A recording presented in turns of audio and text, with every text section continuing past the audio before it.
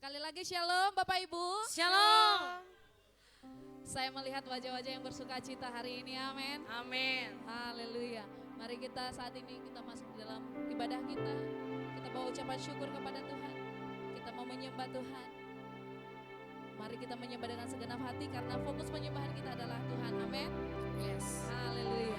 Mari kita bersatu dalam doa. Tuhan Yesus, terima kasih, kami bersyukur untuk saat ini Tuhan, untuk waktu yang baik kami boleh bersama-sama datang beribadah ke tempat ini. Kami mau memuji Engkau Tuhan Yesus. Kami mau sembah Engkau Tuhan, karena Engkau yang layak disembah. Saat ini kami percaya Engkau hadir di tengah-tengah kami. Karena Engkau berkata di mana 2-3 orang berkumpul bersepakat, maka Engkau hadir. Terima kasih Tuhan Yesus. Oleh kehadiran-Mu kami dipulihkan. Oleh kehadiran-Mu kami disembuhkan. Oleh kehadiran-Mu Tuhan Yesus, kami mengalami perjumpaan pribadi dengan Engkau. Terima kasih Tuhan. Terima kasih Tuhan Yesus. Haleluya.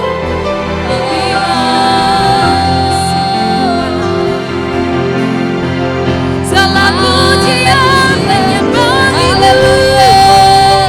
Mari kita sembah Tuhan.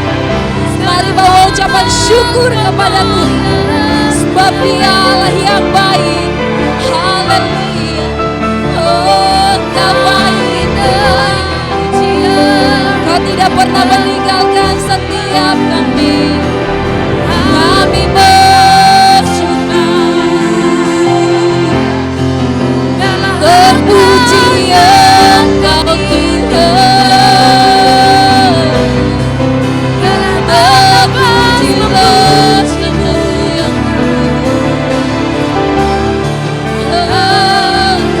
biar segala yang bernafas memuji-Mu.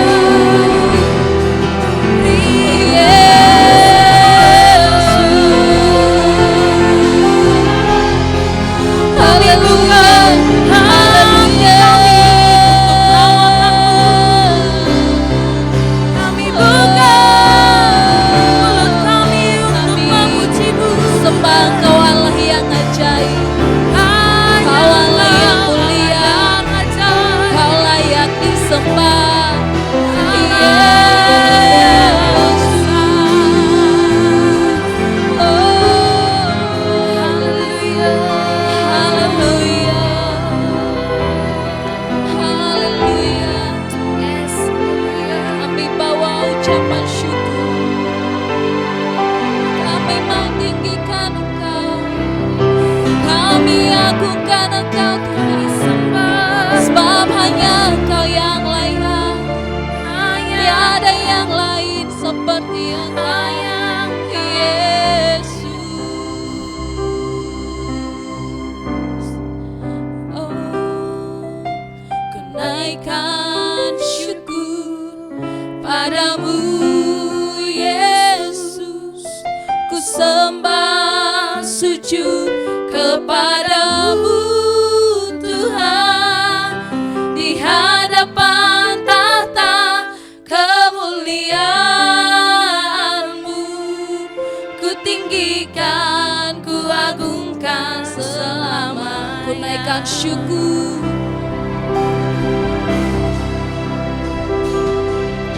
Ku naikkan syukur padamu Yesus. Ku sembah sujud kepadamu Tuhan. Di hadapan tahta kemuliaan-Mu, ku tinggikan, ku agungkan selamanya. Segala puji syukur bagi-Mu. Ku tinggikan nama-Mu selalu. Kemuliaan hanya bagi-Mu. Terpujilah nama-Mu. Saya mengundang semua kita bangkit berdiri. Ku naikkan syukur padamu Yesus. Ku sembah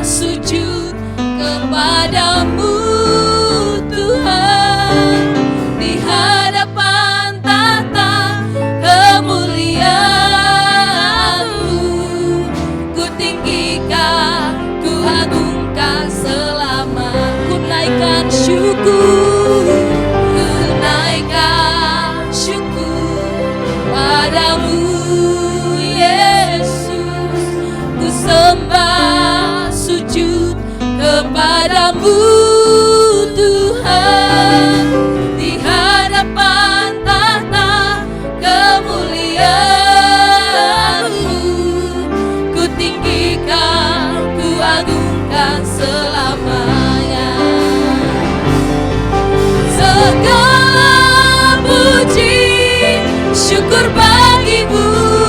Ku tinggikan namamu selalu. Kemuliaan hanya bagimu. Terpujilah nama segala puji, segala puji, syukur bagimu. Ku tinggikan namamu selalu. Kemuliaan hanya bagimu. Terpujilah namamu. Mari kita sama-sama angkat tangan, katakan segala puji syukur bagimu. Segala puji syukur bagimu. Yes Tuhan, ku tinggikan namamu selalu. Kemuliaan hanya bagimu. Terpujilah namamu. Segala puji syukur bagimu. Ku tinggikan namamu selalu. Kemuliaan hanya bagimu. Terpujilah namamu. Segala puji syukur bagimu. Ku tinggikan namamu selalu. Kemuliaan hanya bagimu. Terpujilah namamu. Terpujilah namamu. Terpujilah namamu. Beri kemuliaan untuk Tuhan. Haleluya. Beri sembah, mari kita agungkan.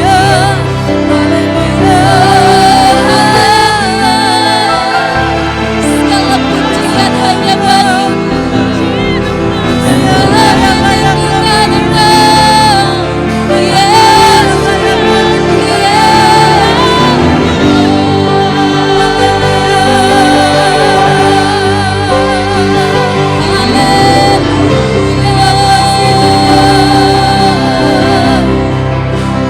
Kau yang kembali hanya aku saja. Kami sembah, kami tinggikan, kami menyembahmu.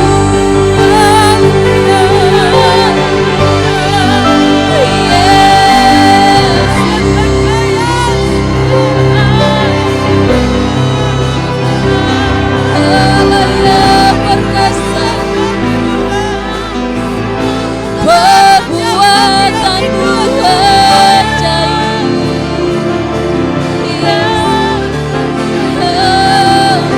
Haleluya, haleluya. Yesus yang kami sembah. Oh, haleluya. Terkasih Tuhan, terima kasih. Haleluya. Silakan duduk Bapak Ibu, kita tetap menyembah Tuhan. Yesus, Yesus Engkau ajaib. Yesus Engkau ajaib. Terima kasih. Engkau Tuhan pujianku. Engkau Tuhan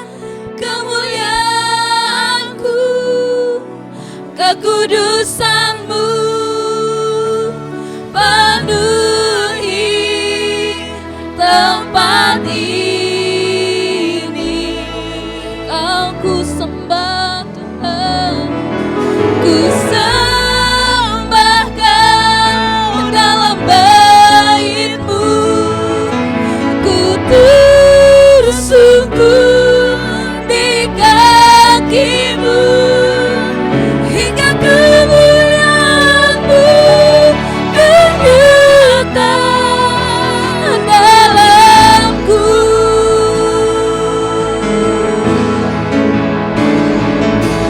Engkau Tuhan pujianku, Engkau Tuhan kemuliaanku, kekudusan-Mu penuhi tempat ini. Ku sembah Kau dalam bait-Mu, ku tersungkur di kaki-Mu, hingga kemuliaan-Mu ternyata dalamku. Engkau Tuhan pujianku, Engkau Tuhan pujianku, Engkau Tuhan kemuliaan, kekudusan-Mu, kekudusan penuhi tempat ini. Kau yang ku sembah,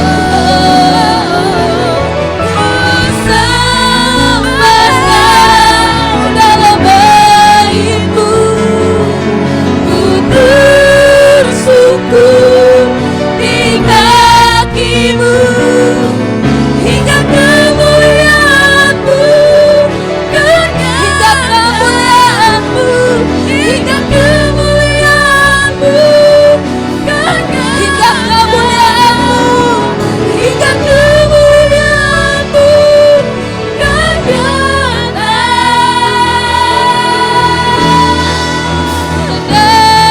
dalamku.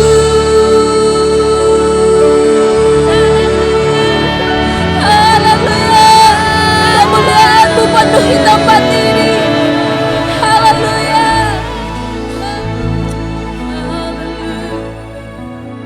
Terima kasih Bapa di surga. Kami sungguh bersyukur Tuhan untuk ibadah yang boleh kami selenggarakan pada pagi hari ini.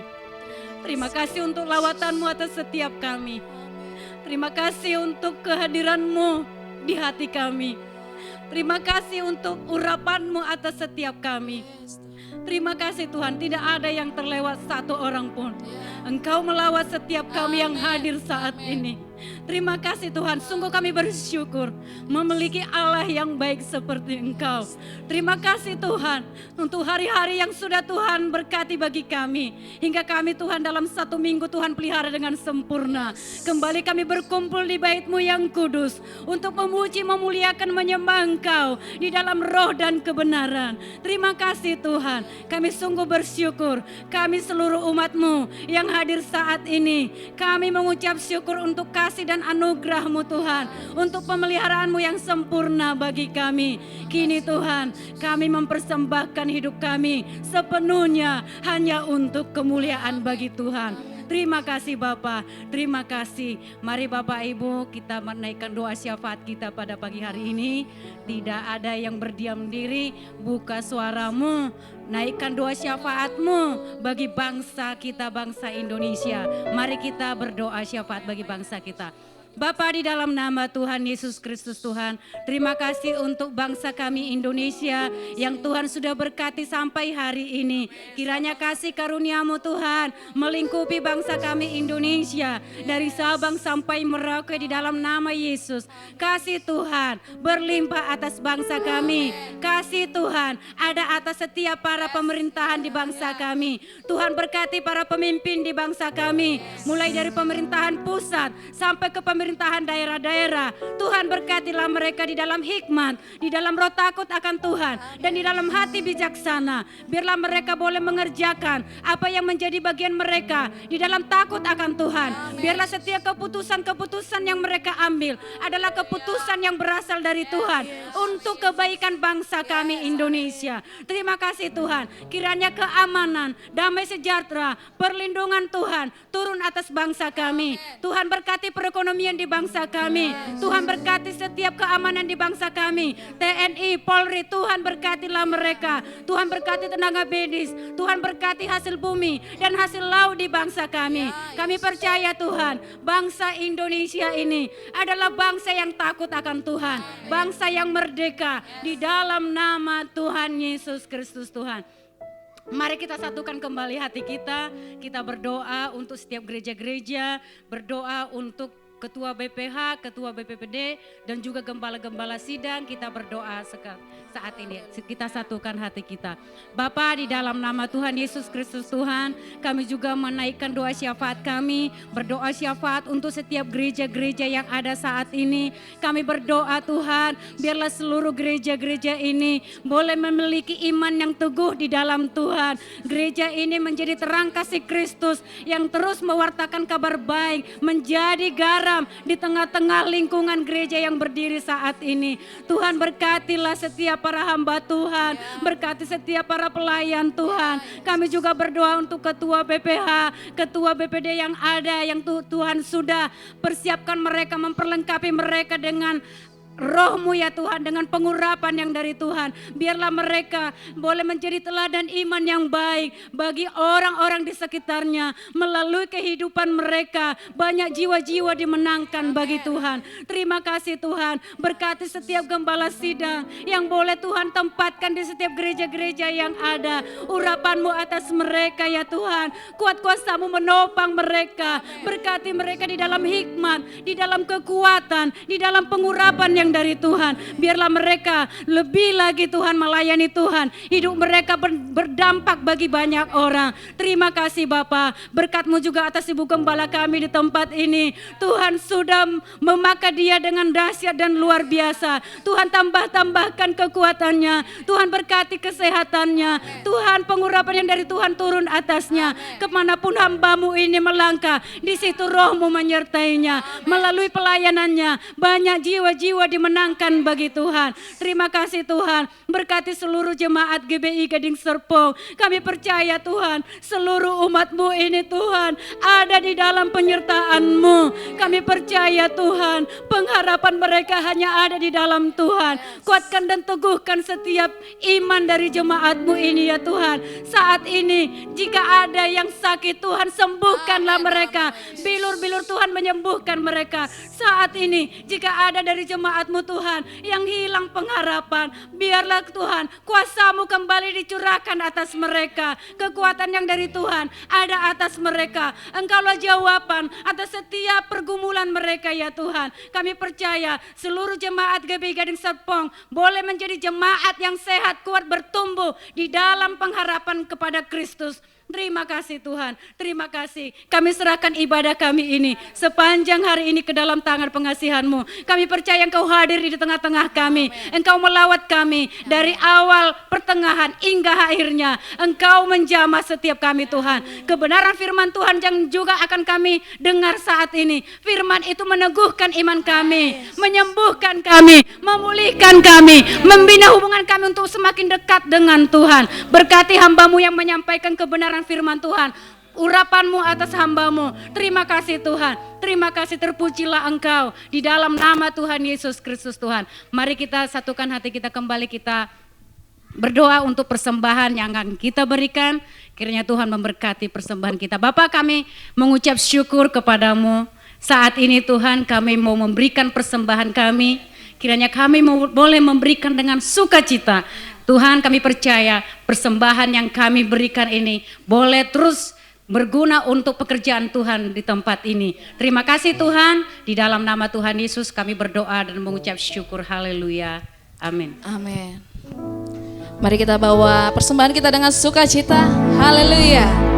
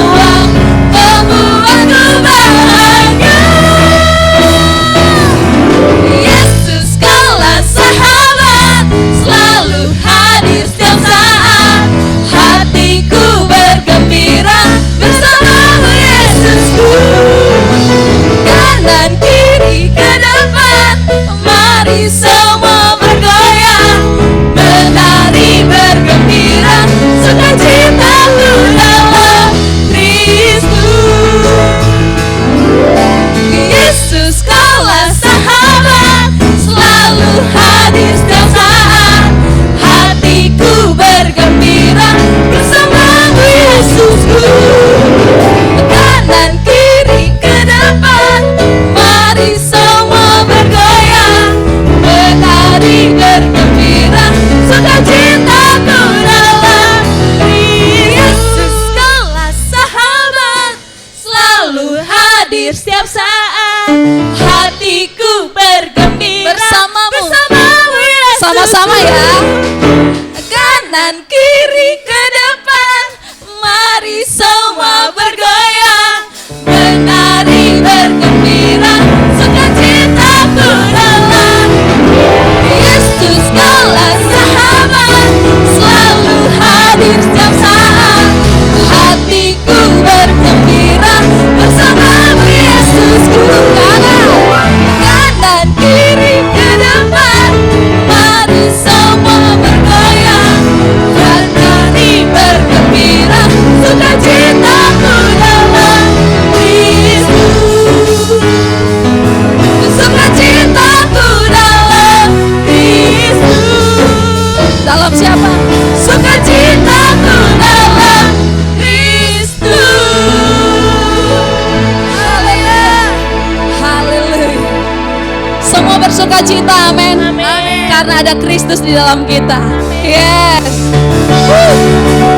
Segala perkara dapat kutanggung di dalam Tuhan yang memberi kekuatan kepada setiap kita. Haleluya.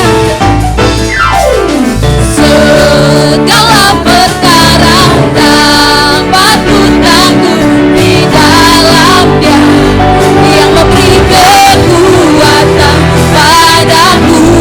Lewati pencobaan, Lewati pencobaan, langkahku takkan gentar. Yes, kuatkan imanku, kuatkan imanku, pandang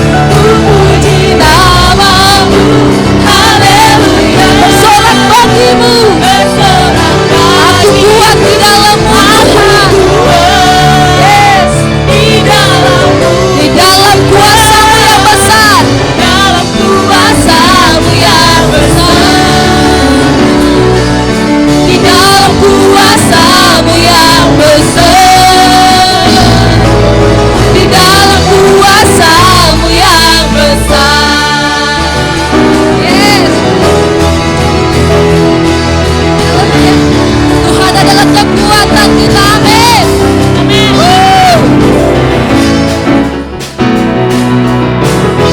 Tuhanlah kekuatan dan mazmurku, yes. Dia gunung batu dan keselamatan. Hanya padamu, hanya padamu hatiku percaya, Kaulah menara dan kota perlindungan. Ku mau selalu bersyukur sebab cinta-Mu padaku takkan pernah berubah. Hatiku percaya walau bumi bergoncang, gunung-gunung beranjak, namun kasih setiamu tak pergi dari. Sama-sama tepuk tangan. Haleluya.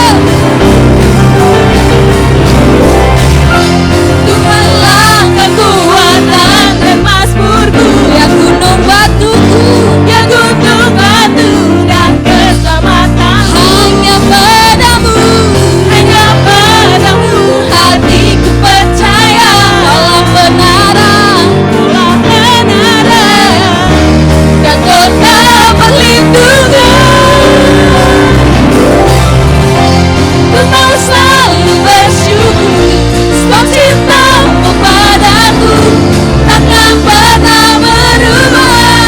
Hatiku percaya walau bumi bergoncang, gunung-gunung beranjak, namun kasih setiamu tak pergi dari. Ku mau selalu bersyukur sebab cinta-Mu padaku takkan pernah berubah. Hatiku percaya walau bumi bergoncang, gunung-gunung beranjak, namun kasih setiamu tak pergi dari. Ku mau selalu bersyukur sebab cinta-Mu padaku takkan pernah. Ini yang kami tahu Tuhan. Yes. Hatiku percaya walau bumi bergoncang, gunung-gunung beranjak, namun kasih setiamu tak pergi dari. Ku mau selalu bersyukur sebab cinta-Mu padaku takkan pernah berubah. Hatiku percaya walau bumi bergoncang, gunung-gunung beranjak, namun kasih setiamu tak pergi dariku. Kasih setiamu tak pergi dariku. Kasih setiamu tak pergi dariku.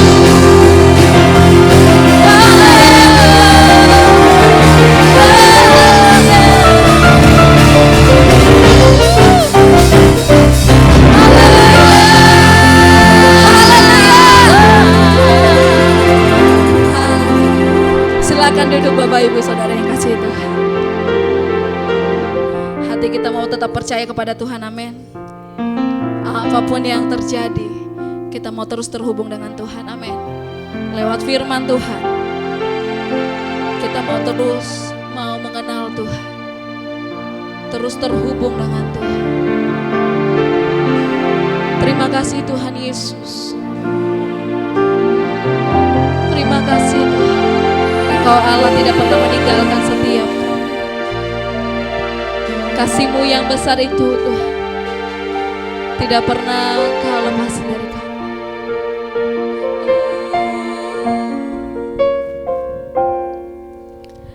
Kasih-Mu layakkan seluruh hidupku, mampukan ku melakukan yang Kau inginkan. Tak bisa ku terlepas, Kau menggenggam tanganku, ingin lebih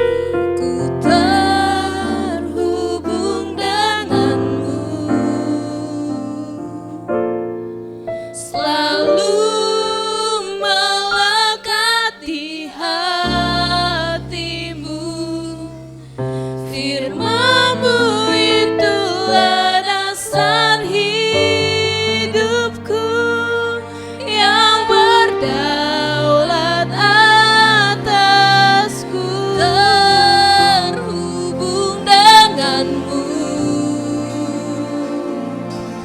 selalu melekat di hatimu. Firman-Mu itulah dasar hidupku yang berdaulat atasku, terhubung denganmu, selalu melekat di hatimu. Firman-Mu itulah dasar hidupku yang berdaulat atas. Firman-Mu itulah dasar hidupku yang berdaulat atas. Firman-Mu itulah dasar hidupku yang berdaulat atasku.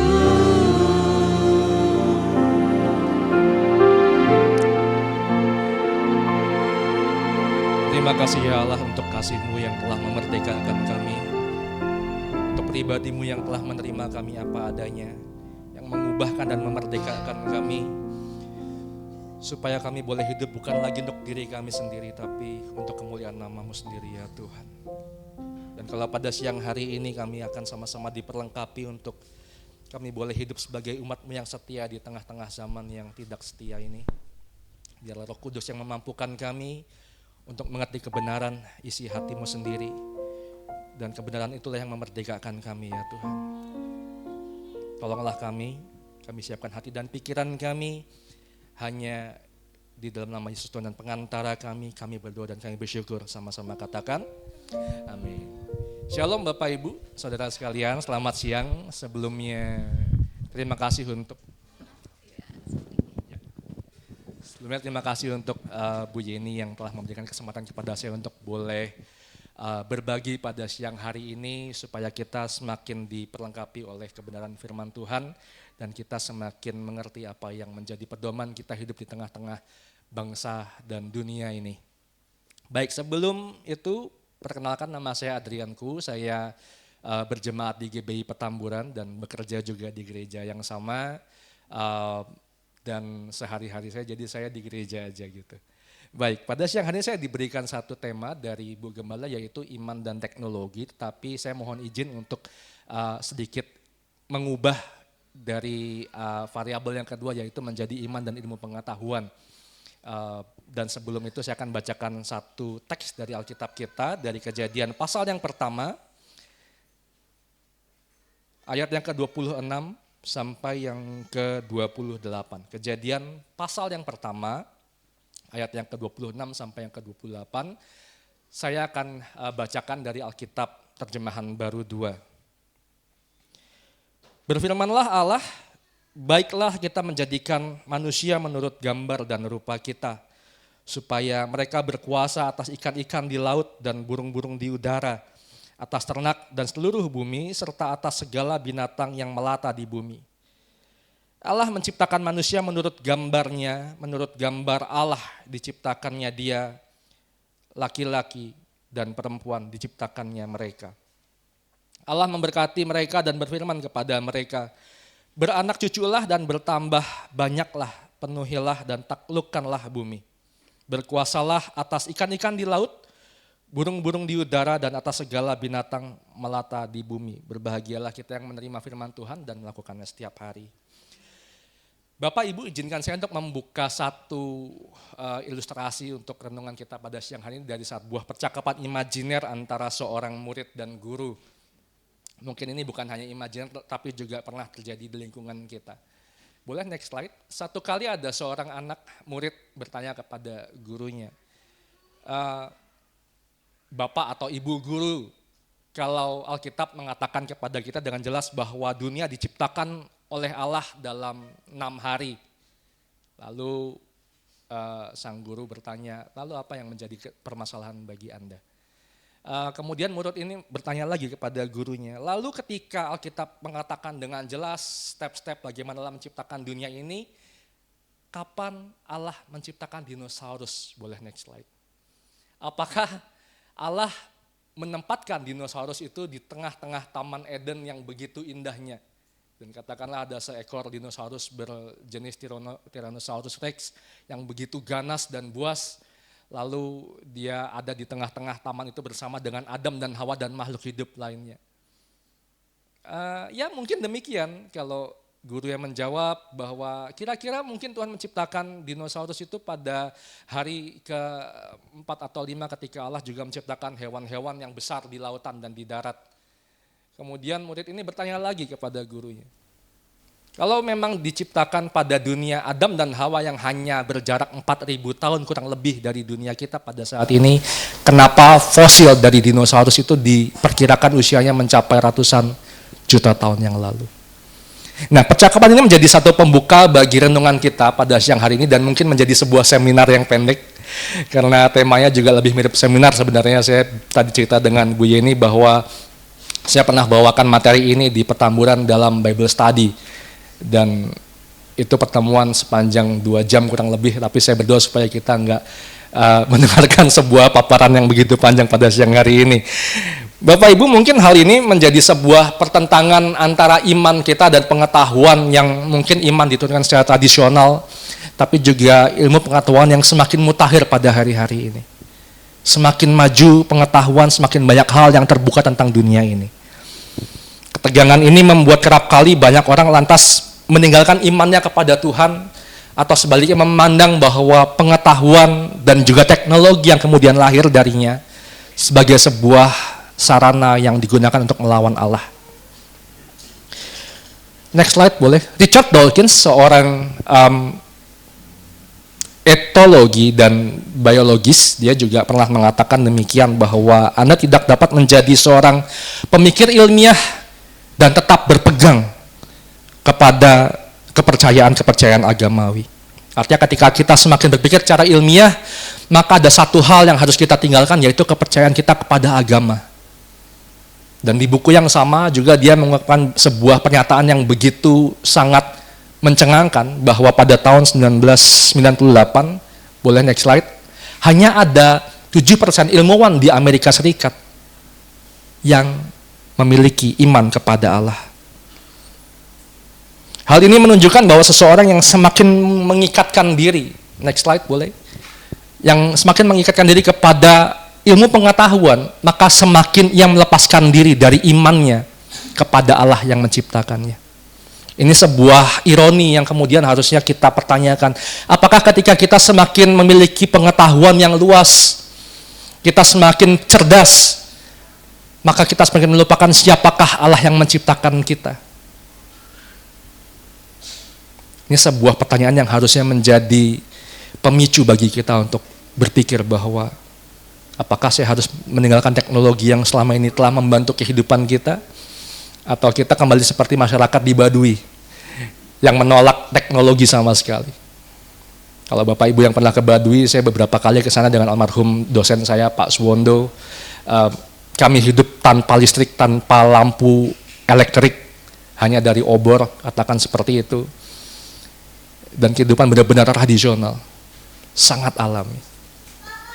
Tapi apakah kita harus menjadi seperti itu, Bapak Ibu? Selain itu juga ada seorang tokoh filsuf Inggris bernama Bertrand Russell. Dia juga pernah mengatakan hal yang sama, bagaimana ia mengkritik kekristenan. Dia pernah mengatakan demikian, saya sangat yakin bahwa agama-agama melakukan kesalahan seperti saya, bahwa agama-agama itu tidak benar.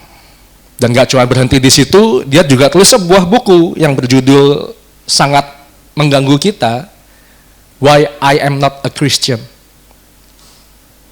Dia mengatakan di situ bahwa kekristenan adalah musuh bagi kemajuan intelektual, terutama di bidang ilmu pengetahuan. Nah, kita kan belajar kenapa pada akhirnya ada orang-orang yang memperoleh sebuah kesimpulan seperti ini. Sementara kalau kita lihat sejarah dunia nggak menunjukkan seperti apa yang dikatakan oleh Russell ataupun juga Dawkins seperti yang tadi sudah kita bahas. Beberapa pandangan seperti yang diutarakan oleh mereka kerap mempertentangkan antara keilmuan dan keimanan, tetapi tingkat pertentangan itu cenderung dilihat dari sudut pandang yang negatif. Sehingga pengaruh positif dari iman Kristen kita kerap kali tidak diperhitungkan di situ. Padahal, next slide boleh, jika kita melihat secara historis, kekristenan dan ilmu pengetahuan justru sering menunjukkan hubungan timbal balik yang saling membangun, bukannya menjatuhkan. Nah, saya akan membahas sebuah sisi histori yang mungkin cukup membosankan buat kita untuk dengarkan, tapi ini sangat penting untuk kita simak. Bahwa ternyata Alkitab yang kita miliki tidak terlepas dari historis, dari sebuah sejarah panjang yang ada di dunia ini. Sehingga kita bisa melihat bagaimana ternyata Alkitab dan iman Kristen pun punya pengaruh yang sangat besar bagi perkembangan ilmu pengetahuan. Di dalam perkembangan dunia yang semakin pesat, Bapak Ibu, kerap kali akan ada begitu banyak pertanyaan bahkan pertentangan yang timbul dalam diri orang Kristen karena perbedaan pandangan antara keilmuan modern dan iman kita yang tradisional. Kenapa tradisional? Bukannya begini, ketika saya bilang tradisional itu bukan berarti kuno, tapi diturunkan secara turun-temurun. Mengapa saya Kristen? Karena orang tua saya Kristen. Kenapa saya percaya kepada Tuhan? Karena orang tua saya percaya kepada Tuhan Yesus dan dia menurunkan iman itu kepada saya. Kalaupun misalnya bukan keluarga kita yang menurunkan iman itu, tapi ada orang yang menurunkan iman kepada kita, sehingga kita ada di sini siang hari ini. Dan itu berarti tradisional. Secara tradisi turun-temurun kepada kita terima hingga saat ini. Nah, persoalan sesungguhnya adalah manusia cenderung membuat pilihan-pilihan antara keimanan yang tradisional ini maupun ilmu yang mutakhir, yang up to date. Kita berpikir kerap kali, aduh dunia kok semakin canggih hari-hari ini. Saya belajar teologi capek-capek hampir 5 tahun, karena saya satunya bukan teologi, saya dari desain grafis dan kemudian menyeberang ke teologi, maka harus ada tambahan 1 tahun untuk belajar matrikulasi di situ. Dan saya melihat bagaimana artificial intelligence begitu mudahnya ketika muncul. Mungkin hanya 2 tahun, 3 tahun yang lalu secara eksplisit gitu ya muncul ke permukaan. Lalu hanya dalam waktu yang singkat mereka bisa menguasai teologi begitu dalam. Bapak Ibu tanya sama AI, di Google aja ketik Mbah Google itu udah sama AI jadi sohib, jadi sahabat baik. Jadi kalau misalnya nanti Bapak Ibu ketik di Google Search, misalnya teori bumi tua atau teori bumi muda, AI itu akan sangat mudah menjelaskan kepada kita. Itu lebih pintar daripada orang yang belajar teologi mungkin katakanlah pada 1 tahun atau 2 tahun pertamanya. Butuh waktu lebih panjang bagi manusia untuk belajar, tapi AI hanya dalam tempo sesingkat-singkatnya mereka bisa paham.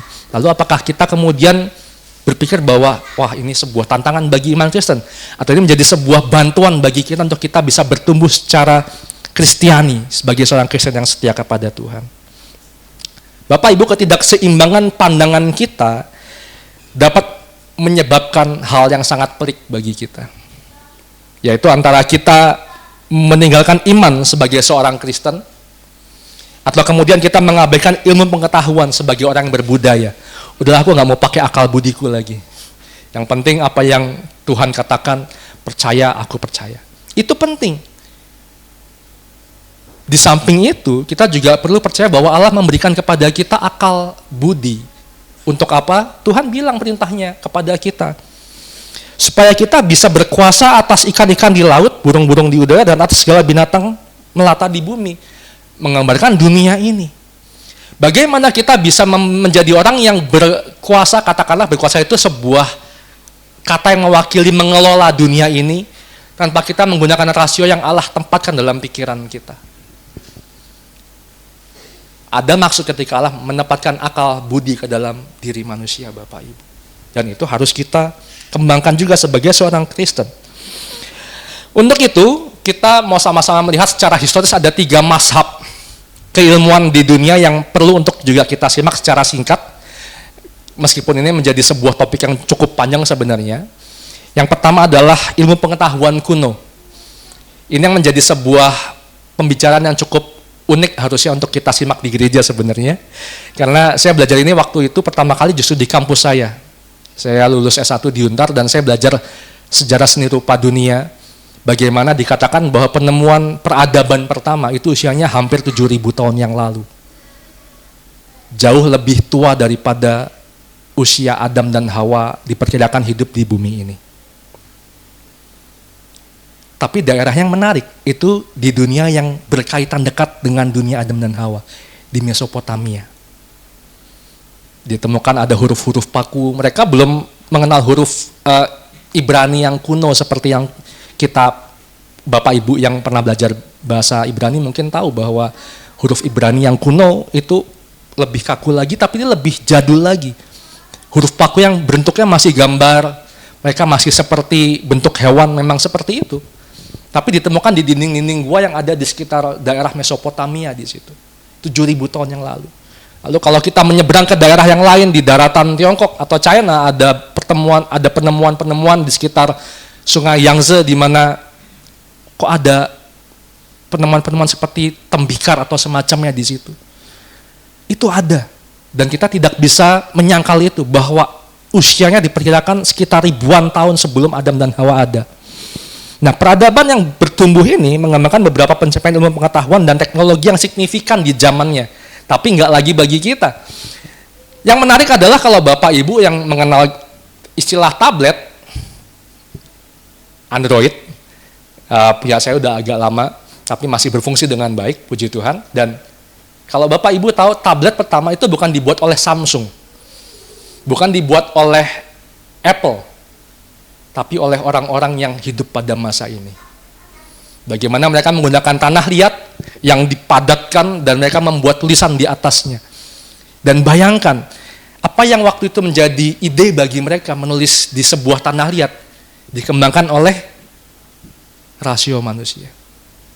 Dan membantu bagi Bapak Ibu yang juga mungkin menggunakannya untuk menyampaikan sebuah materi, untuk ikut sebuah pertemuan via Zoom ataupun semacam itu.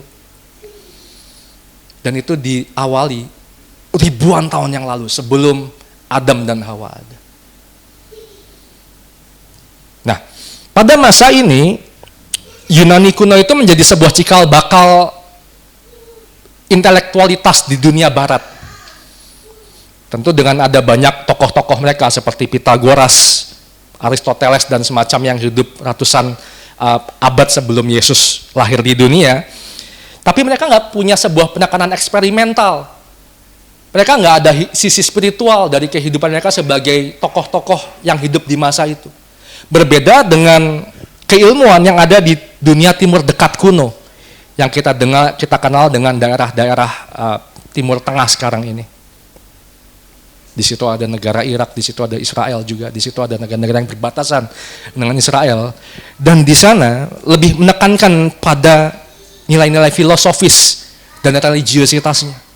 Sehingga banyak negara di daerah ini yang lahir kemudian itu menjadi sebuah daerah yang berawal mulanya agama-agama terbesar di dunia pada saat ini. Awalnya dari timur dekat kuno, karena memang dari dulu ternyata mereka sudah menekankan itu. Ada aspek religius yang harus mereka miliki, ada aspek juga filosofis yang harus mereka tekankan di situ. Dan makanya timbullah agama-agama yang besar, termasuk kekristenan yang ada hingga pada saat ini. Nah, pada bagian ini pun ada 3 bagian yang sangat penting untuk kita perhatikan, yaitu bagaimana masyarakat timur dekat kuno menghitung waktu mereka atau kronologi. Yaitu siklus waktu yang berputar. Berbedanya adalah mereka bukan melihat waktu sebagai sesuatu yang linier, tapi berputar. Makanya ada istilah siklus hidup. Hidup seperti roda. Itu awal mulanya dari sini. Itu pandangan yang berkembang dengan pengaruh dari dunia timur dekat kuno ini. Bayangkan masa yang sangat lampau, tapi pengaruhnya sampai sekarang begitu besar. Kita lihat ada di Alkitab di sisi mana ketika pemazmur mengatakan hidup itu seperti uap. Hari ini ada, besok nggak ada. Atau seperti rumput, hari ini hidup, besok kering. Besoknya mati dan diinjak orang. Kehidupan manusia dipandang seperti sebuah perputaran yang berulang. Persoalannya adalah ketika kita melihat hidup seperti itu, kita melihat bahwa oh ya udah baik atau buruk itu terjadi begitu aja. Kita nggak ada sebuah motivasi bahwa Tuhan ingin sesuatu yang baru bagi saya untuk hari esok. Hari yang baru punya makna yang baru buat hidup kita. Itu nggak dipahami oleh orang yang hidup pada masa ini. Maksudnya di timur dekat kuno, Bapak Ibu. Tapi bagi kita yang kemudian melihat bahwa waktu sebagai sebuah tentang waktu yang linear, yang pertama kali mungkin salah satunya dikemukakan oleh Santo Agustinus dari Hippo, dari daerah Aljazair. Dia pernah bilang bahwa waktu itu nggak berputar sebenarnya, tapi sebuah rangkaian waktu yang linear. Dia punya momentum yang berbeda setiap harinya. Dan itu mendorong sebuah perubahan yang akan nanti masuk ke masa berikutnya. Yang kedua adalah astrologi. Yang masih suka baca perbintangan, saya bintangnya Aquarius. Ya, lahirnya Januari, Aquarius. Orang dulu sangat percaya dengan hal seperti ini. Sangat percaya meskipun namanya berbeda. Namanya berbeda dengan kalau Aquarius dan semacamnya itu dari dunia barat, ini berbeda. Tapi mereka punya prinsip yang sama bahwa perbintangan itu menentukan nasib manusia. Lucu ya. Percaya sama ada yang kuasa, tapi ya karena mereka percaya yang kuasa itu di langit dan memberikan petunjuknya di atas sana. Maka dilihat bintang-bintang itu sebagai petunjuk dari Tuhan. Atau yang mereka pandang sebagai Allahnya mereka. Makanya kalau kita yang percaya bahwa Allah itu ada di mana-mana, bahkan ada di hati kita, stop percaya sama perbintangan. Sedikit info aja, saya punya teman dulu bekerja di sebuah majalah wanita, tapi dia seorang pria. Kemudian sekarang menjadi seorang pendeta juga, namanya Christopher Tapiheru. Dia pernah cerita bahwa ketika dia kerja di kantornya dan harus mendesain untuk kolom perbintangan, itu bukan terus pengisi dari bagian itu melihat ke langit, sungguh-sungguh mengamati perbintangan, enggak. Mereka bikin survei di kantornya sendiri. Yang bintang Aquarius siapa? Keuangan kamu gimana? Surat. Keuangan surat. Percintaan gimana? Bagus. Percintaan bagus. Itu nggak ada hubungannya sama yang di langit, Bapak Ibu. Tapi orang dulu percaya akan hal ini dan itu berpengaruh bahkan hingga dunia sekarang ini, modern pada saat ini pun masih ada orang percaya dengan astrologi. Memang astronomi digunakan sebagai keilmuan yang membantu banyak hal, menentukan arah, menentukan waktu juga ketika orang nggak punya jam. Tapi ketika astrologi ini dipakai sebagai satu penentu kehidupan kita, itu menjadi keliru. Kita menjadi orang yang fatalisme, ya udahlah Tuhan maunya itu, aku nggak akan berusaha apa-apa. Ini yang kedua. Yang ketiga yang cukup menarik, yaitu kosmologi. Di mana orang pada masa peradaban kuno ini, mereka percaya bahwa bumi ini datar. Masih ada yang percaya bumi ini datar?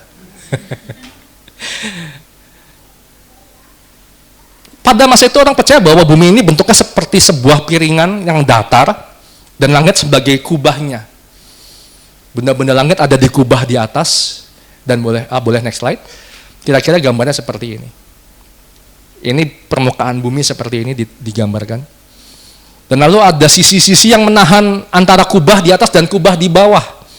Kubah di atas itu menjembatani antara bumi dengan Syamayim atau langit atau surga, di mana dipercaya Allah ada di dunia atas, dan penahan yang ke bawah kepada Sheol yang percaya bahwa dunia orang mati ada di bawah laut. Dan itu dipercaya oleh orang-orang pada masa ini. Peradaban kuno meyakini bahwa bumi ini datar, dan kemudian Allah dan orang-orang yang kemudian menghadap kepada dia ada di atas, dan orang-orang yang tidak percaya kepada Tuhan ada di bawah. Dan bayangkan pengaruh kekristenan, sebagian masih percaya dengan hal-hal seperti ini. Tuhan ada di mana? Di langit. Tuhan ada di mana? Di bawah bumi. Terus dia gali-gali sampai bawah bumi nggak ada apa-apa, ternyata bawahnya isinya ada ya cairan, ada tanah. Ada yang percaya bahwa bumi ini bawahnya kosong. Jadi teori konspirasi, Bapak Ibu. Makanya kita perlu sungguh-sungguh menyeimbangkan diri kita dengan perkembangan pengetahuan yang berjalan juga di tengah-tengah dunia ini. Bahkan pada saat ini, pada masa peradaban kuno ini, mereka percaya bahwa bumi ini adalah pusat dari tata surya. Bahwa matahari, bulan, bintang-bintang itu mengitari bumi ini. Bukan bumi yang berputar mengelilingi matahari, tapi bumi menjadi pusat dari tata surya. dari bintang-bintang dan benda-benda langit lainnya. Makanya kemudian ketika gereja memegang teori ini dengan sangat amat kuat menjadi bagian dari iman mereka, bayangkan. Teori geosentris menjadi pusat dari iman mereka juga. Ada seorang ilmuwan yang juga harus dihukum oleh gereja gara-gara mengemukakan bahwa bumi itu enggak datar. Bumi itu bulat. Namanya Nicolaus Copernicus. Dan kita akan menyeberang kepada mazhab yang berikutnya, yaitu ilmu pengetahuan pada abad pertengahan. Boleh next slide? Nah, pada masa ini ada kelompok-kelompok yang berpandangan bahwa abad pertengahan disebut juga zaman gereja, karena waktu itu Emporium Romanum, kekaisaran Roma itu menjadi Kristen, katakan seperti itu, menjadi agama negara, dan lalu budaya begitu berubahnya dengan sangat amat pesat. Ada tokoh-tokoh yang muncul kayak tadi saya bilang, Santo Agustinus dari Hippo mengemukakan bahwa ternyata waktu itu enggak berputar tapi linear, datar. Kita bisa menemukan sebuah momentum pada hari ini dan momentum yang lain pada hari berikutnya. Dan kita bisa melihat ternyata bahwa banyak hal yang mengubahkan dunia ketika kekristenan menjadi agama yang begitu besar pada waktu ini. Seorang teolog dan ilmuwan dari University of Oxford bernama Alistair McGrath, boleh next slide. Dia pernah mengatakan bahwa pada masa ini ada 3 hal yang menjadi pengaruh besar kekristenan bagi dunia pada masa itu, yaitu yang pertama, penerjemahan teks-teks penting yang berhubungan dengan ilmu pengetahuan dari bahasa Arab dan Yunani ke bahasa Latin. Pentingnya apa? Karena kalau kita paham bahwa huruf yang kita pakai hari ini adalah huruf Latin, tapi enggak dengan bahasanya. Tapi hurufnya adalah huruf Latin, dan itu mengubahkan begitu banyak pandangan manusia pada waktu itu. Dan yang kedua, next slide, ada begitu banyak universitas atau sekolah tinggi yang muncul pada masa abad pertengahan ini. Ketika pengetahuan semakin bertumbuh, ternyata muncul begitu banyak universitas di dunia. Yang sangat tua dan sebagian masih ada hingga saat ini. Dan yang ketiga adalah penegasan para teolog dan filsuf Kristen tentang nilai dan pentingnya mempelajari semesta yang diciptakan oleh Tuhan. Ini yang kerap kali kemudian diabaikan oleh orang-orang yang berpikir bahwa saya bukan diciptakan oleh Tuhan, saya diciptakan entah dari apa, tapi saya lebih memilih berasal dari kera. Tapi saya sih nggak percaya kalau saya dari kera. Meskipun masih debatable Bapak Ibu, cuman saya berpikir bahwa terlalu jauh kalau evolusi itu mengubah dari simpanse kepada manusia. Terlalu jauh. Simpanse bisa berubah mungkin kepada monyet yang sedikit lebih cerdas, tapi nggak sampai kepada manusia. Makanya kemudian ada sutradara film yang begitu berpikir, enggak, ada sebuah kesamaan yang sangat besar, dibikin film, judulnya The Planet of the Apes, di mana di situ bukan manusia yang memelihara kera, tapi keralah yang memelihara manusia. Dan itu menjadi sebuah tantangan buat iman Kristen. Bahkan Darwin pun juga nggak sepenuhnya kemudian menjelaskan, manusia emang dari primata, enggak. Genusnya sama, tetapi kita dari sebuah spesies yang berbeda. Jadi jangan terus berpikir, ada evolusi yang panjang, yang tetap aja nggak bisa. Kalau Bapak Ibu mau lihat manusia tertua yang ditemukan fosilnya, itu pun berbeda dengan kera yang ada pada hari ini. Kita bahas kera di waktu yang lain. Nah, selain itu Bapak Ibu, ada begitu banyak tokoh-tokoh Kristen yang timbul pada masa ini yang kemudian memberikan sebuah pencerahan, memberikan sebuah penemuan-penemuan yang berdampak untuk masa yang berikutnya atau masa yang berikutnya. Kemudian pada masa ini kita melihat bahwa ternyata kekristenan itu menjadi atau membangkitkan semangat intelektual yang memicu berkembangnya ilmu pengetahuan modern. Dengan kata lain, ilmu pengetahuan modern itu dilahirkan dari rahim kekristenan. Jadi kita mesti paham ternyata teknologi yang kita miliki sekarang ini nggak bisa dipisahkan dari namanya iman kita sebagai orang Kristen. Dengan berjalannya waktu kita melihat bagaimana ternyata teknologi itu bukan lahir dari hal yang terlalu jauh dari kepercayaan kita kepada Allah Tritunggal. Kalau kita lihat begitu banyak ilmuwan yang ada di dunia pada saat ini yang kita kenal namanya. Sebut saja Nicolaus Copernicus, Johannes Kepler, Galileo Galilei, Isaac Newton, Blaise Pascal. Banyak dari mereka adalah anak-anak Tuhan yang begitu cinta Tuhan, begitu memahami Alkitab. Tapi pertanyaannya, apakah kita ingin membuat sebuah blokade-blokade atau sebuah penghalang-penghalang antara hal-hal yang telah lampau dan hal-hal yang akan datang, Bapak Ibu? Bayangkan ketika mesin cetak pertama ditemukan. Ada orang yang ingin mencetak Alkitab namanya Johannes Gutenberg. Dan dikutuk oleh gereja waktu itu. Karena apa? Buku suci nggak boleh disebarluaskan dengan seenaknya sendiri. Istri saya kerja di Lembaga Alkitab Indonesia, Bapak Ibu. Bayangkan kalau teori waktu itu dipakai hari ini, keluarga saya itu keluarga paling terkutuk. Karena apa? Memproduksi Alkitab dan menyebarkannya ke berbagai bahasa yang ada di Nusantara ini. Makanya kita perlu lihat perkembangan yang ada dari yang telah lalu hingga saat ini. Next slide boleh. Ini masap yang terakhir tapi bukan paparan yang terakhir, kabar buruknya. Yaitu ketiga, ilmu pengetahuan modern. Ilmu pengetahuan modern ini mulai berkembang pada abad ke-16, 17, bahkan hingga ke-19. Dimulai dari sebuah revolusi ilmiah yang dipelopori oleh seorang tokoh namanya René Descartes. Seorang tokoh Perancis, cinta Tuhan juga, tapi kemudian karena dia dikenal sebagai bapak filsafat modern, lalu orang banyak kira, oh dia bukan orang Kristen. Dia orang Kristen, dia cinta Tuhan. Tapi karena memang dia hidup di masa sebelum reformasi gereja, jadi dia beragama Katolik dan sangat taat. Dia melakukan sebuah ide, dia memaparkan idenya yaitu bahwa karena saya berpikir saya ada, cogito ergo sum. I think therefore I am. Makanya ini mengubah pandangan begitu banyak orang. Oh ternyata karena saya berpikir itu menentukan siapa kita. Kalau kita berpikir bahwa kita adalah orang yang dikasihi Tuhan, bayangkan, itu akan mengubahkan kehidupan kita demikian rupa, bahwa kita adalah orang-orang yang dikasihi oleh Tuhan. Kalau kita berpikir bahwa kita adalah orang-orang yang diberikan kemampuan, daya berpikir, daya cipta oleh Tuhan, maka kita akan berpikir dan melakukan apa yang kita pikirkan itu. Ini bukan bicara soal positive thinking ataupun kata-kata iman yang tanpa dasar. Tapi ini menjadi sebuah pelopor bagi revolusi ilmiah yang kita tahu kemudian mengakar kepada revolusi industri. Boleh next slide.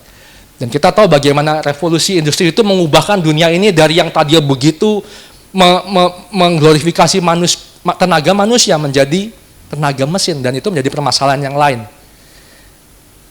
Cuma ketika mesin uap ditemukan, pada saat itu mengubahkan begitu besar dunia ini.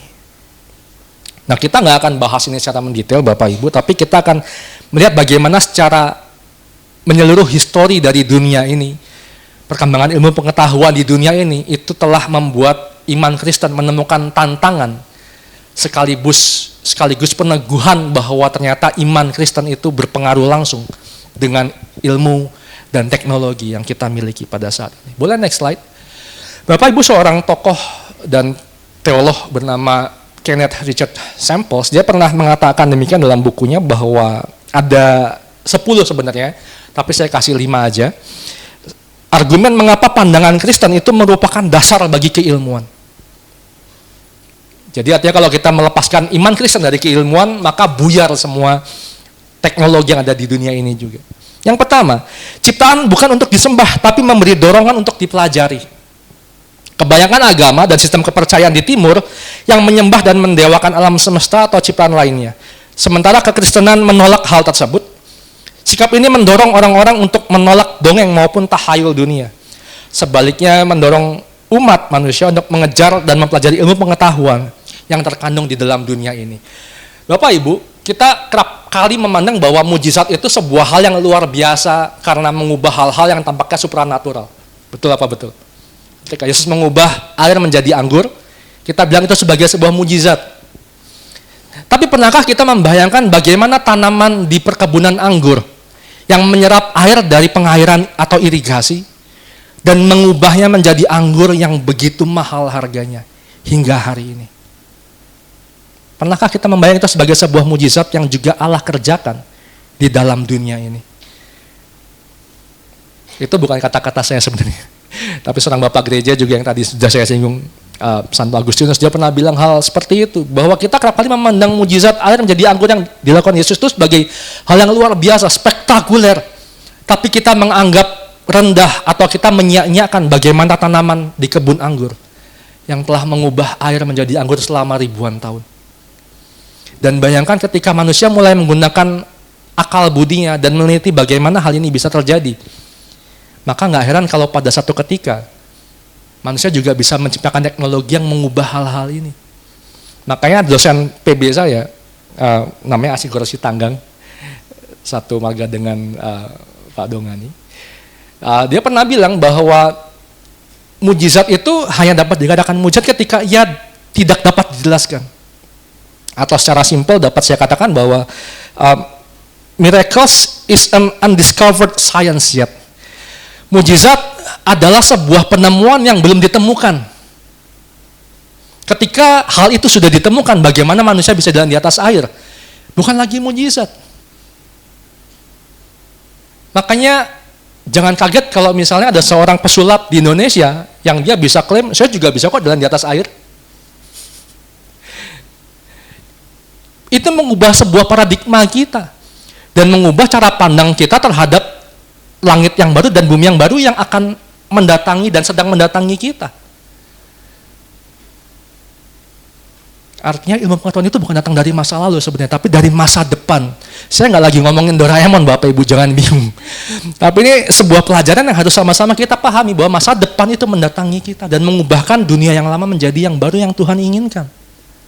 Bagaimana Yesus menunjukkan jejak-jejak itu. Itu menarik sebenarnya untuk kita pahami. Dan teknologi kita harusnya mengarah ke sana dan sedang mengarah ke sana, dan bagaimana kita menggunakannya untuk kemuliaan Tuhan. Yang kedua, Bapak Ibu, manusia diberikan kemampuan untuk berpikir rasional. Jadi kita bukan cuman gini, kita bukan cuman dibilang manusia beda dari kera atau hewan-hewan lainnya karena kita berdiri tegak. Dan sedangkan mereka enggak, bukan cuma karena itu, tapi karena ada rasio yang kita miliki dan tidak dimiliki oleh hewan-hewan lain yang ada di sekitar kita. Makanya Alistair McGrath juga menjelaskan bahwa ada keselarasan yang mendalam antara rasionalitas di dalam pikiran kita dan keteraturan yang ada di dalam dunia. Jadi jangan dipertentangkan, oh kita menolak, jangan, kita coba pikir, kita saring dulu, kita filter dulu. Apa yang berguna bagi iman kita, apa yang bisa membangun pertumbuhan dunia ini, dan bukan menghancurkannya. Itu yang kedua. Yang ketiga, tindakan bebas sang pencipta membuat metode empiris. Wah, makin bahasanya makin ilmiah ya, tapi nggak apa-apa Bapak Ibu. Karena sebagai ciptaan Allah, manusia tidaklah memiliki pengetahuan sebelumnya tentang pola-pola kreatif Allah yang sudah ditetapkan untuk mengelola dan mengatur dunia yang diciptakan Allah ini. Makanya tadi kalau kita baca Kejadian pasal yang pertama, perintahnya begitu berat sebenarnya bagi Adam dan Hawa. Kelola dunia ini, kuasai semuanya, tanpa sebuah sumber daya yang udah diciptakan lebih dulu. Bayangkan, sangat mudah bagi Adam dan Hawa menciptakan atau memberikan nama kepada binatang dan tumbuhan, kalau waktu itu udah ada Google. Tapi Mbak Google belum ada pada waktu itu. Jadi kan nggak bisa nanya sama internet, apa nama hewan yang badannya belang-belang kuning dan hitam. Gak ada ide buat mereka. Tapi Tuhan kasih rasio dalam otak mereka sehingga mereka bisa menamakan satu demi satu. Hewan yang belalainya panjang namanya ya gajah dalam bahasa Indonesia. Yang lehernya panjang tapi nggak sepanjang jerapah namanya unta. Dibutuhkan sebuah rasio bagi manusia karena ada pemberian itu dari Tuhan Bapak Ibu. Jadi kita jangan menganggap rendah akal pikir yang Tuhan tempatkan dalam pikiran kita ini. Daya itu harus kita juga gunakan. Yang keempat, kreativitas yang diturunkan. Allah memberikan perintah kepada manusia tidak hanya untuk mengelola dan mengatur, tapi juga untuk menamai semua binatang ini. Ini membutuhkan sebuah namanya kreativitas. kalau misalnya orang yang malas dan nggak mau pakai pikirannya, rasio yang Allah berikan kepada dia, waktu Tuhan kasih dia nih hewan satu, kakinya 4, tadi belang-belang, badannya ada oranye, ada kuningnya, ada putihnya, ada hitamnya, harimau. Kok jadi kayak tebak-tebakan? Nggak apa-apa. Terus lalu sebelahnya ada juga mirip-mirip, tapi plontos gitu, nggak ada belangnya, warnanya cuman kuning doang, yang cowoknya ada rambutnya. Orang yang kreatif mungkin singa. Kalau dia nggak mau pakai rasio yang Allah berikan kepada dirinya, harimau B. Ada lagi mirip nih, tapi hitam semua. Kita mungkin sebut puma, harimau C. Tapi Allah nggak kasih kreativitas tanpa sebab kepada kita untuk kita bermalas-malasan. Artinya, mulai gunakan kreativitas yang Allah tempatkan pada diri kita sebagaimana Allah kehendaki. Jangan sampai orang-orang yang nggak kenal Allah malah ciptakan teknologi dunia ini tanpa nilai-nilai iman Kristen. Jangan sampai. Kalau kita udah lihat bagaimana penemuan pada zaman pertengahan, itu didului oleh orang yang cinta sama Tuhan. Kenapa nggak pada zaman modern ini? Kita mengembalikan peran-peran dari orang Kristen kepada orang-orang yang menemukan teknologi yang sangat modern pada zaman-zaman akhir ini. Tanggung jawab gereja loh Bapak Ibu. Jadi bukan cuma kita sebagai user, tapi creator. Pencipta. Mulai ciptakan, nggak usah pusing deh yang canggih.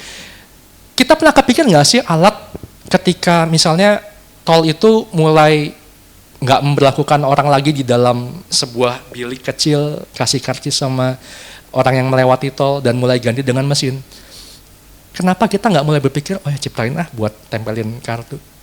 Dan saya bersyukur yang menemukan itu orang Kristen. Simple kan, cuman kayak tepok lalat doang. Tepok lalat tapi dikasih selipan dan dia bisa tempelkan kartu di situ. Kayaknya sederhana banget, tapi itu bersyukurnya orang Kristen yang ciptain. Tapi kenapa enggak kita mulai berpikir bahwa aku harus ciptakan hal-hal yang lebih baru lagi, yang berdampak lebih banyak bagi dunia ini. Dan itu harus dimulai dari gereja. Jangan cuma jadi end user doang. Tapi mulai jadi starter. Startup itu harusnya dimulai dari gereja, jangan tempat lain sebenarnya.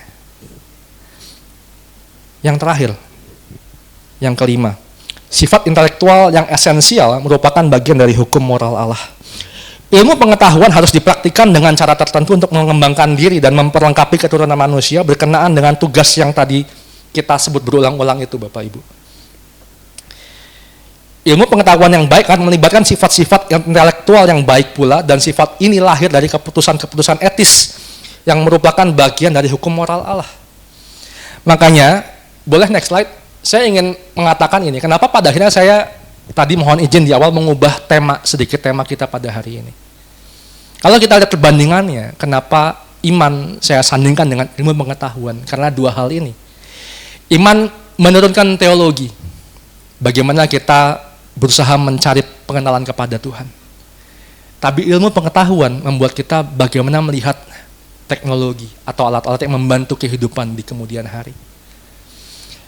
Kalau kita membuat sebuah acakan di antara keduanya, kita mesti waspada. Makanya ada teologi yang bersumber dari ilmu pengetahuan. Sebenarnya ada baiknya, tapi ketika menjadi begitu besar pengaruhnya dari ilmu pengetahuan, itu menjadi liberalisme. Nggak percaya, aku nggak percaya mujizat. Liberalisme. Konservatif sekaligus liberal. Itu Yesus bukan mengubah air, tapi ada sebuah cara yang dia lakukan supaya air itu, kalau kita gampang kan, cuma dikasih nutrisari, jadi rasanya kayak anggur. Tapi waktu itu yang cicip bukan orang sembarangan, emang juru minum yang tahu kualitas anggur yang terbaik, dan itu yang harus diminum oleh tamu-tamu di pernikahan di Kana. Dan itu adalah mujizat sesungguhnya. Dan ini ditolak sama orang-orang yang berpikir bahwa nggak bisa. Ilmu pengetahuan itu menolak hal-hal seperti itu.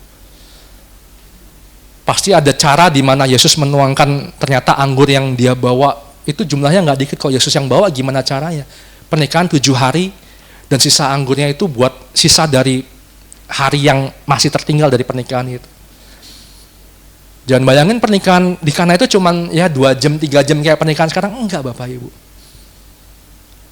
Paling lama itu bisa 10 hari, paling cepat bisa jadi 7 hari. Makanya kehabisan anggur di awal-awal. Orang liberalisme nggak percaya sama hal ini. Tetapi sebaliknya, kalau ada orang-orang yang membuat teknologi berakar dari iman, hati-hati, bisa menjadi radikalisme. Yang saya bilang tadi di awal, bagaimana atas nama Tuhan bisa membunuh orang-orang yang membuat penemuan.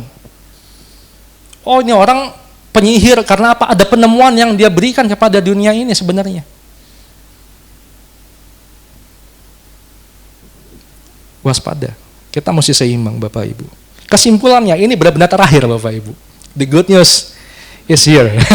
Kesimpulannya ada 2. Yang pertama, jika kita melihat perjalanan iman dan ilmu pengetahuan secara historis, kita akan melihat bagaimana keduanya berdampingan untuk saling menumbuhkan kebaikan bersama. Jadi ternyata berduanya itu jangan dipisahkan makin lebar, jangan, tapi biarkan berjalan bersama-sama seperti rel kereta api. Pernah lihat rel kereta api yang dari Gambir dia cuman jaraknya mungkin ya berapa sentimeter, tapi nanti sampai di katakanlah Semarang kok relnya makin lebar. Itu kecelakaan Bapak Ibu. Ban yang roda yang sebelah kemana, kecelakaan. Nggak bisa seperti itu, tapi bahkan berdampingan seperti itu. Dan kita akan melihat bagaimana ilmu pengetahuan melahirkan teknologi yang berkaitan dengan teologi Kristen, yang sangat mengasihi Tuhan, yang sangat mencintai Allah dan juga ciptaannya. Dan kalau kita bisa melihat bagaimana keduanya berjalan bersama-sama, manusia itu punya tugas yang sangat amat berat sebenarnya. Tapi nggak mustahil. Bagaimana kita bisa menciptakan teknologi yang juga mampu untuk mengelola ciptaan Allah dengan sangat baik, karena Allah telah menciptakan dunia ini dengan sangat baik pula. Jangan cuma mikir, oh teknologi yang bisa bermanfaat tapi merusak alam ini. Jangan. Makanya ada kawan-kawan yang mulai mengembangkan ekoteologi. Bagaimana kita bisa mengelola limbah menjadi sebuah hal yang bermanfaat bagi dunia ini. Ternyata itu juga Tuhan kehendaki. Jangan pandang sederhana, tapi juga jangan pandang sebagai hal yang mustahil. Karena ingat, Roh Kudus yang dalam kita memampukan kita. Jadi kita bukan hanya untuk mengeksploitasi dunia ini, tapi ingat, kelola, berkuasalah dengan baik supaya kita bisa menciptakan dunia yang memang Allah inginkan. Yang kedua Bapak Ibu, sungguh-sungguh yang terakhir. Alkitab yang merupakan sumber utama literasi iman Kristen, sesungguhnya harus kita akui bukanlah sumber utama dari ilmu pengetahuan. Wah, ini mulai ada yang, maksudnya gimana? Saya harus bilangnya nih bahwa Alkitab bukanlah sumber literasi ilmu pengetahuan yang utama. Jadi jangan kita memperdebatkan Alkitab itu, oh ternyata emang ngomong soal misalnya perpindahan manusia. Manusia itu emang harusnya jalan kaki atau naik kereta atau semacamnya, enggak bisa seperti itu. Kalau kita cari hal seperti itu, nggak akan ada namanya pesawat terbang.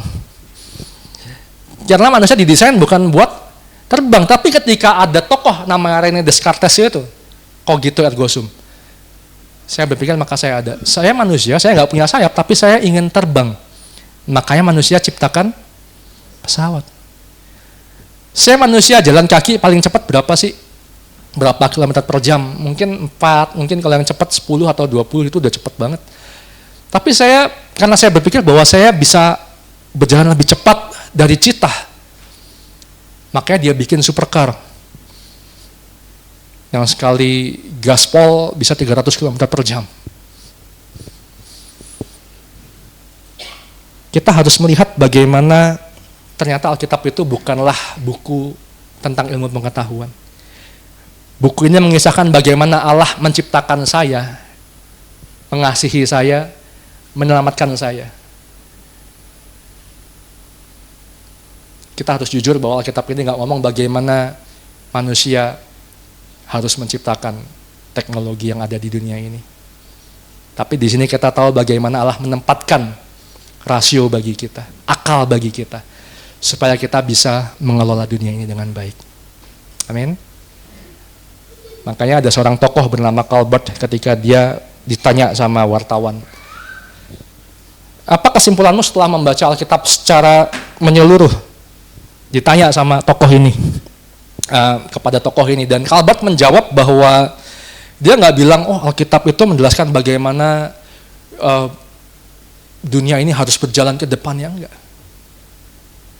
Dia jawab dengan sebuah lagu yang sangat amat simple, jadi lagu anak-anak sekarang. Yes, Jesus loves me. Yes, Jesus loves me. Dia cuma bilang gitu, yang saya tahu waktu saya baca Alkitab ini, ya Yesus mengasihi saya. Dan itu cukup. Jadi kalau kita mau cari tahu bagaimana mau menemukan teknologi yang paling mutakhir, kalau kita cari di sini, kita akan nggak melangkah kemana-mana.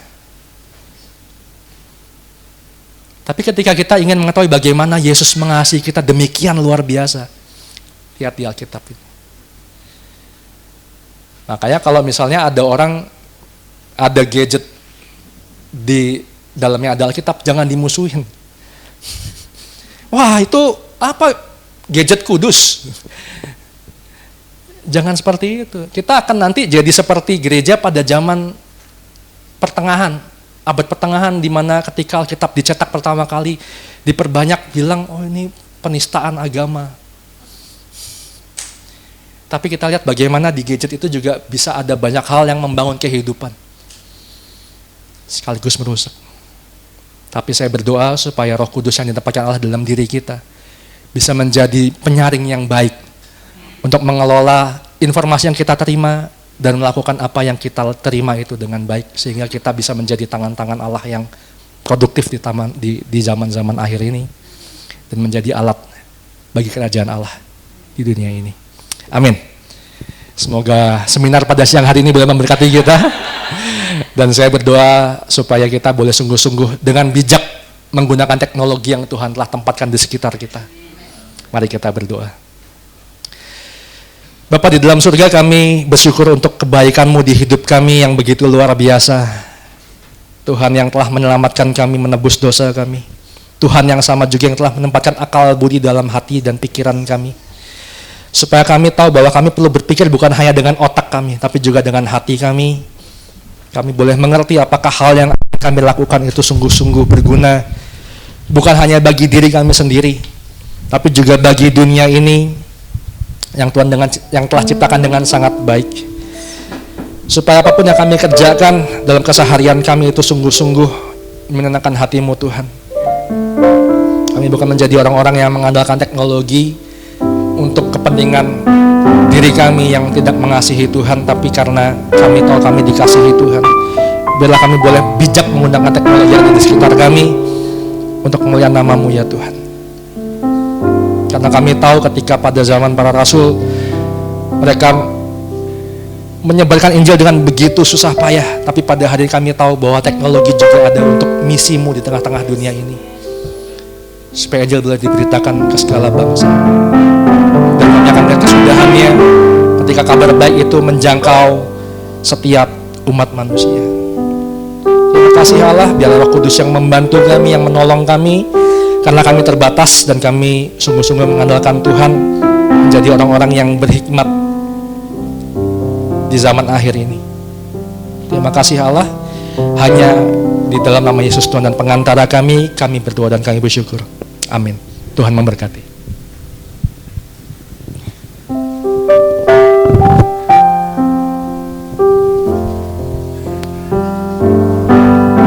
Ya, puji Tuhan, hari ini kita mendengarkan sesuatu yang cukup berbeda.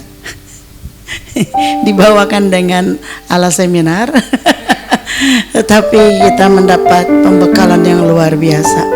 Memang manusia dikasih kepintaran oleh Tuhan, dikasih akal budi ya. Zaman dulu supaya suara kita nyampe kepada orang yang jauh, harus dibuat bangunannya itu didesain sedemikian rupa sehingga itu suara nyampe gitu loh ke ujung-ujung. Tapi sekarang mau bangunannya kayak apapun, semua bisa dengar karena ada kemajuan teknologi. manusia menciptakan sound system yang baik sehingga suara yang kecil pun itu bisa nyampe ke ujungnya. Jadi yang penting adalah manusia diciptakan untuk menguasai, bukan menjadi korban. Halo, itu yang penting. Kita harus menguasai teknologi yang ada, bukan kita jadi korban teknologi. Pakailah teknologi untuk kemuliaan Tuhan. Pakailah teknologi untuk bersaksi, ya. Karena zaman dulu kalau kita mau bersaksi mesti ketemu face to face, muka dengan muka, baru kita bisa ngomong, Tuhan Yesus baik, kamu mesti kenal Tuhan. Sekarang nggak perlu, tempat yang kita nggak bisa jangkau aja dengan teknologi bisa terjangkau. Jadi ini percepatan. Kalau saya bilang teknologi demikian maju itu merupakan satu akselerasi agar kekristenan boleh cepat tersebar.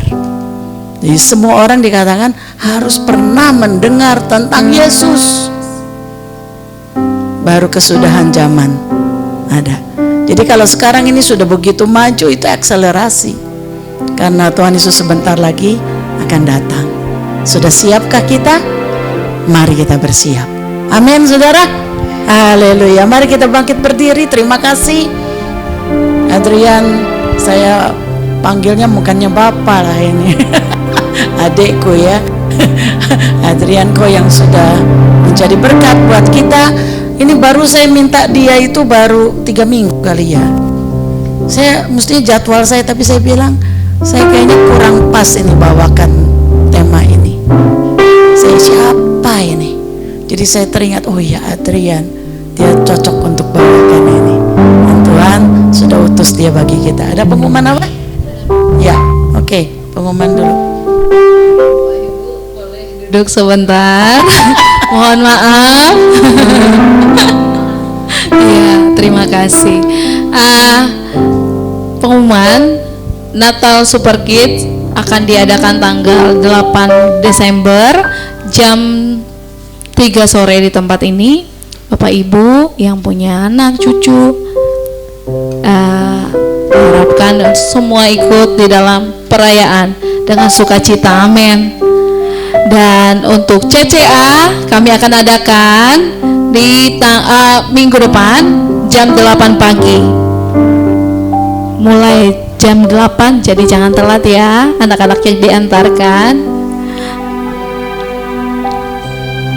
Ya, sudah di ini sih. Silakan Cici Michelle. Shalom Bapak Ibu Saudara-saudari. Di sini saya mewakili panitia Natal karena berhubung Cirahel yang nggak bisa hadir.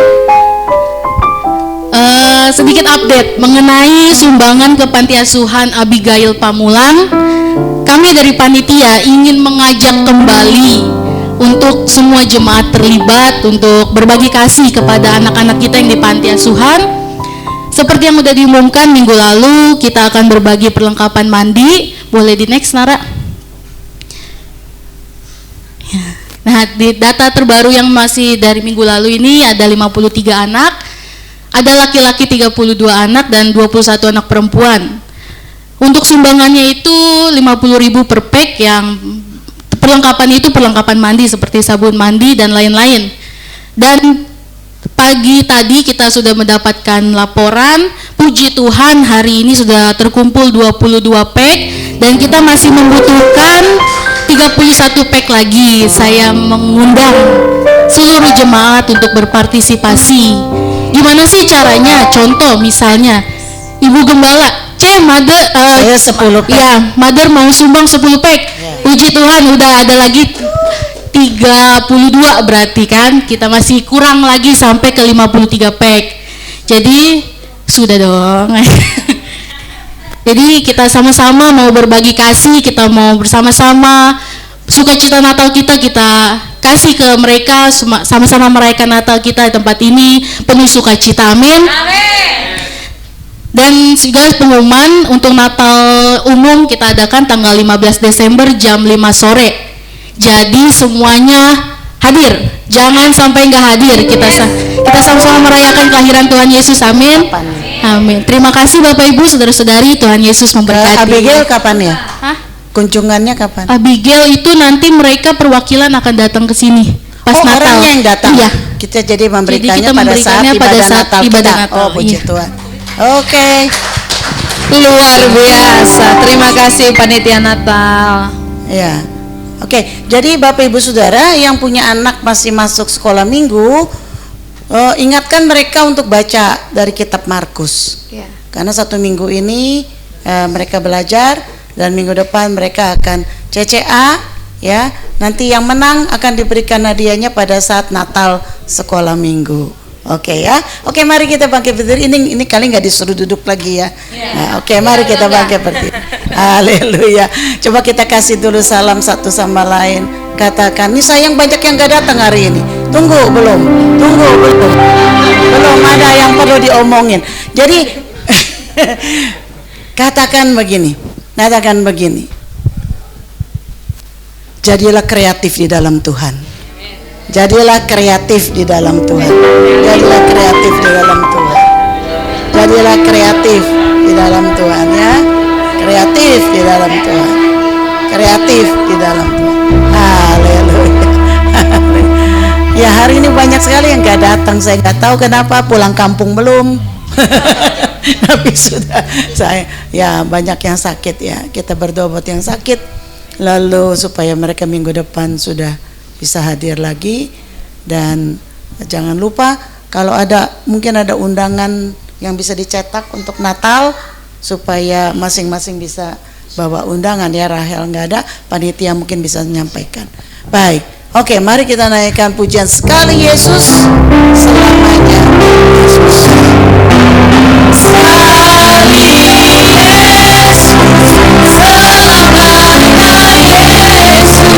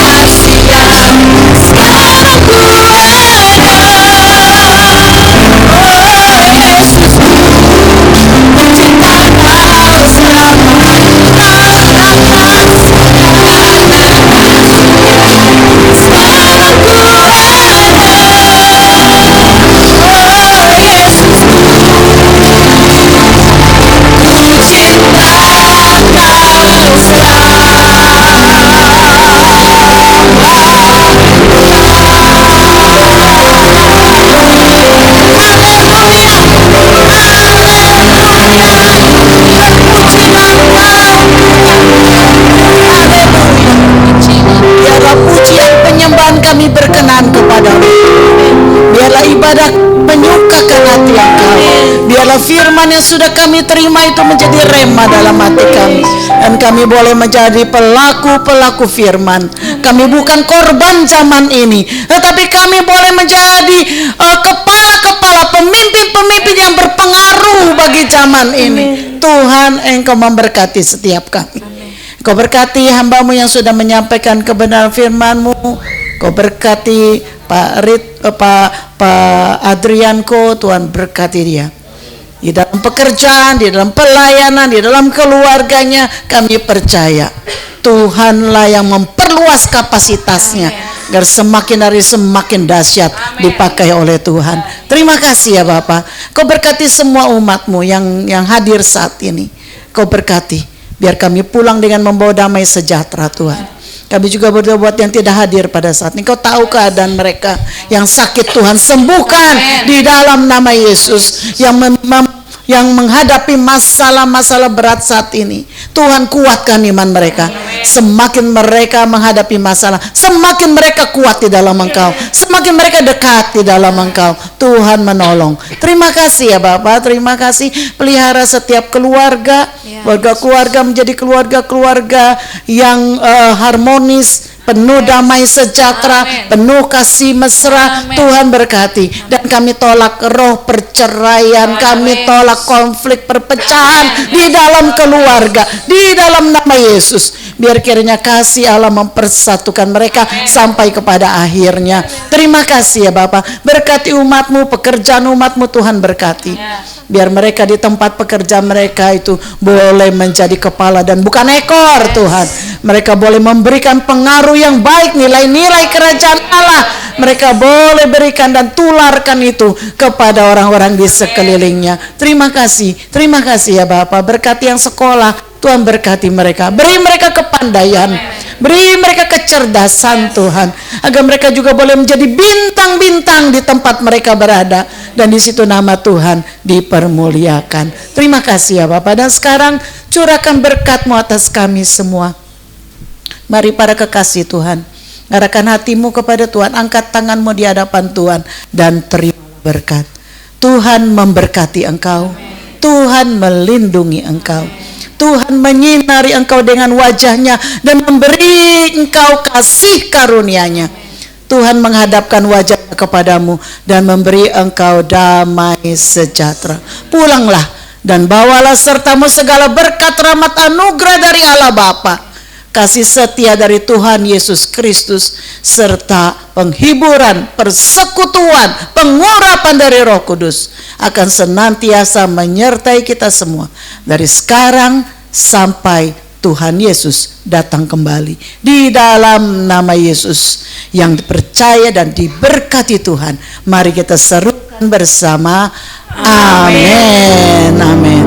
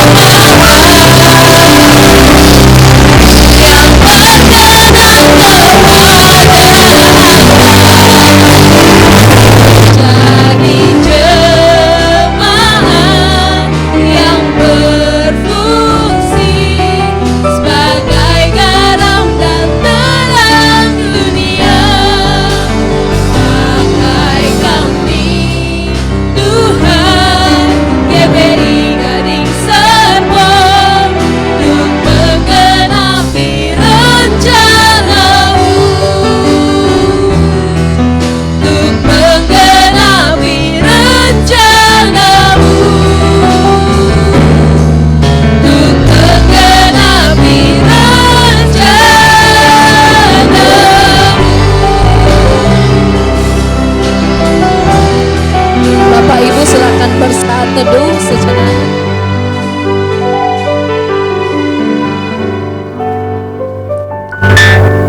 Tuhan Yesus memberkati kita semua.